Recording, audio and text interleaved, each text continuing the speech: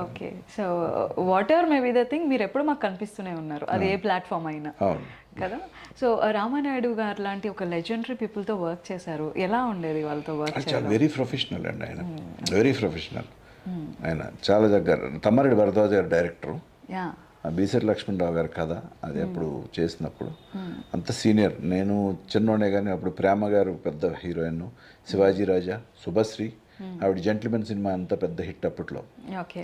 ఆవిడ వీళ్ళందరి మధ్యన జయసూద గారు, జయచిత్ర గారికి, నేను జయచిత్ర గారి కొడుకు క్యారెక్టర్ నాది.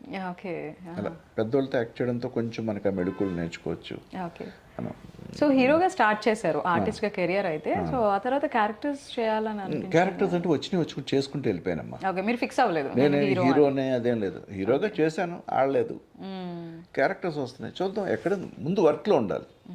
ఎప్పుడన్నా చాలామంది పిల్లలు చెప్తూ ఉంటాను ఈ మధ్య డైరెక్షన్ చేసే వాళ్ళకి కానీ, డైరెక్టర్ స్క్రిప్ట్లు పట్టి చాలామంది తిరుగుతుంటారు పాపం. అవును. పనిలో ఉన్నవాడికే పని వస్తుందమ్మా ఇక్కడ. రైట్. మీరు యాక్టర్గా ఒక పని చేస్తున్నారు అనుకోండి, పని ఉండగా పని వస్తుంది. ఒక అసోసియేట్ డైరెక్టర్ కానీ, కో డైరెక్టర్ కానీ వీళ్ళు పని చేస్తుండగా సర్కిల్ వస్తూ ఉంటుంది. అవును. అవును. కూడా ఉన్న ఫ్రెండ్స్ పరిచయం అవుతుంది. అది ప్రొడ్యూసర్లతో కొంచెం ర్యాప్ వస్తుంది. అటువంటి కథ నేరేట్ చేయొచ్చు. అందుకని వర్క్లో ఉండాలి అనుకున్నాను తప్ప నేను హీరోనా విలనా ఇలా అనుకోలేదు. ఎప్పుడు వర్క్లో ఉండాలి.